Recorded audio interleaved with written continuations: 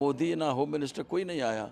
अभी ये लोग ऐसा डिस्ट्रिक्ट लेवल पे डिस्ट्रिक्ट लेवल लीडर जैसा काम कर रहा है, तो जो जो जो दर्शाता वो जो पोजीशन वो सब दर्शाता था, जो 40% करप्शन लेके लोग करता था, वो दर्शाता था कैसा पैसा लूटा है।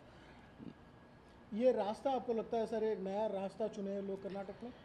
नया रास्ता ने एक साफ रास्ता चुन गया है।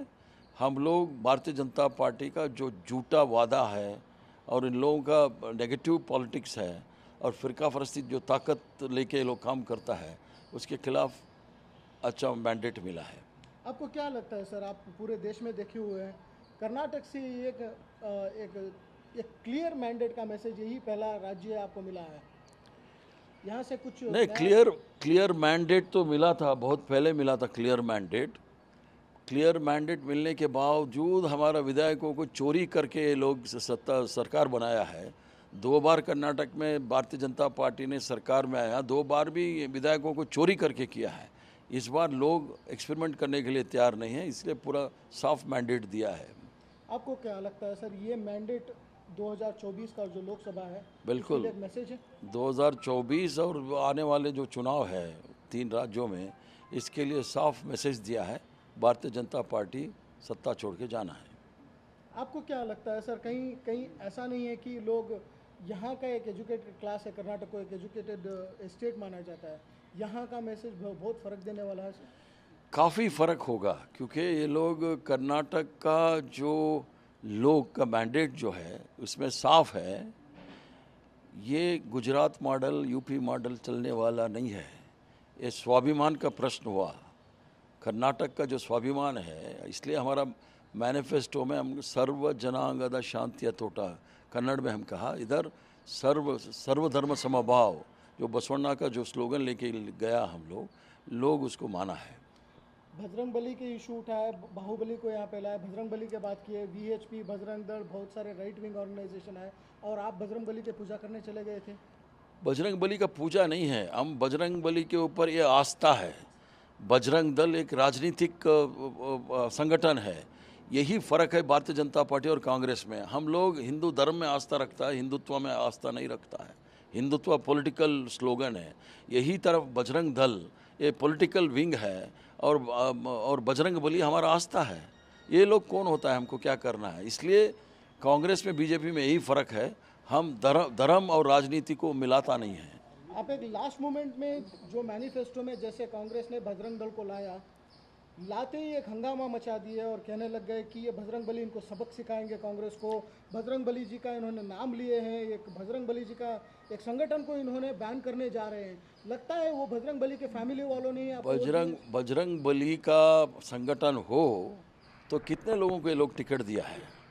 जो बजरंग बली का जो अगर लोग हो, ये लोग कौन सा केस में है? सारे एंटी सोशल बजरंग दल में है। ये बजरंग बली का फॉलोअर्स नहीं हो सकता है। तो ऐसा काम करके ही भारतीय जनता पार्टी धर्म के आस्था जो रखा है उसको भी कमज़ोर कर रहा है। क्या बजरंग बली सबक सिखाए हैं सर, आपको लगता है? बजरंग बली ही सबक सिखाया भारतीय जनता पार्टी को। उसका नाम, मेरा नाम झूठा मत लीजिए और नाटकबाजी मत करिए करके बजरंग बली इसको सबक सिखाया। बहुत सारे लीडर सर, येडियुरप्पा जैसे जो आप बहुत सालों से जानते हैं, कहा जा रहा है कि बहुत सारे लिंगायत कम्युनिटी के लीडर्स बीजेपी के खिलाफ हो गए क्योंकि उनके अहम नेता जो थे उनको बाहर रख दिए लोगों ने। नहीं, इन लोगों का स्ट्रैटेजी गलत था ना। कोई आप प्रचार प्रसार में देख लीजिए, कोई राज्य का नेताओं को कहीं प्रोजेक्ट नहीं किया। कौन होता है नरेंद्र मोदी इधर आके? अमित शाह बोल दिया अगर नरेंद्र मोदी को वोट नहीं दिया तो आप लोगों को आशीर्वाद नहीं मिलेगा। ये कौन भगवान है नरेंद्र मोदी? और अमित शाह नड्डा बोल दिया अगर बीजेपी को वोट नहीं दिया तो आपको कोई सेंट्रल कार्यक्रम नहीं मिलेगा। सेंट्रल कार्यक्रम देने के लिए हम टैक्स देते हैं। देश में हमारा तीसरा स्थान पे है टैक्स देने में, यूपी बिहार नहीं है। हम लोग पूरा देश में हम लोग जो टैक्स देते हैं तीसरा स्थान पे महाराष्ट्र, दिल्ली और कर्नाटक। हमारा हक हम मांग लेते हैं। ऐसा कौन होता है ये लोग बोलने वाला? तो इसके खिलाफ लोग जवाब दिया है। ये एक बहुत बड़ी प्रश्न थी सर, उस प्रश्न को तो आपने उत्तर ढूंढ लिए। अब नेक्स्ट प्रश्न है, सीएम कौन बनेंगे सर? कोई बहुत बड़ी बात नहीं है। हमारा एक रिवाज है, रिवाज के तहत जो हमारे एमएलए जो चुन के आते हैं उसका राय लेके हाईकमांड चुनते हैं कौन चीफ मिनिस्टर बनना है। आप कल सीएलपी मीटिंग बुलाए हैं, क्या कल डिसाइड हो जाएगा सर? अब कल देखते हैं, वो मैं नहीं बोल सकता हूँ। जो प्रभारी है सुरजेवाला जी और वेणुगोपाल जी आए हैं और करगे साहब भी है, वो लोग बोल सकते हैं उसके बारे में। कल तक कब सरकार बनाएंगे सर आप? जल्दी, कब जा रहे हैं राजभवन? अब जल्दी होना चाहिए, हो जाएगा। क्यों कहीं आपको सर एक लास्ट ये प्रश्न खड़ा होता है कि बीजेपी, अशोक आपके जो रेवेन्यू मिनिस्टर थे, उन्होंने बोले थे कि हम हॉर्स ट्रेडिंग भी करके सरकार बना सकते हैं किसी हाल में। हॉर्स आप कहीं ट्रेडिंग, डर रहे वो हैं? हॉर्स ट्रेडिंग वो इंग्लिश में बोल रहा है, चोरी करने का बोलना था। चोर है ये लोग सब, विधायकों को चोरी करने वाले बड़ा बोले थे उन्होंने। वही चोरी करने वाले हैं। इसको चोरी कहता है जो राहुल बोलते आया, अब हम भी बोलेंगे आगे। चोरी करने से कुछ नहीं होने वाला है। कुछ इंडिपेंडेंट लोग हैं जो आपको कांटेक्ट कर रहे हैं ऑलरेडी। जो सारे इंडिपेंडेंट्स, हमारा कुछ रेबल्स है, वो लोग हमारे टच में है, आ जाएंगे, कांग्रेस के साथ आ जाएंगे। कुछ बीजेपी के लिए एमएलएस भी आपके टच में नहीं, हैं? ज़रूरी नहीं है हम लोगों के लिए, हमारे बल पे हम लोग करेंगे। अब अगर बीजेपी से कोई आना चाहता है तो स्वागत है। तो आप बुलाने के लिए तैयार हैं सर? आ जाए। जो भी कांग्रेस का आइडियोलॉजी, कार्यक्रम और नेतृत्व को लेके आ गया तो हम स्वागत करते हैं, हम चोरी नहीं करते हैं। क्या इस बार 5 साल की सरकार चलेगी सर? पूरा 5 साल नहीं, आगे 15 साल के लिए चलेगा। इतना नुकसान भारतीय जनता पार्टी ने कर्नाटक को कर दिया है। कौन से इशू सर आपको लगता है? Production, manufacturing?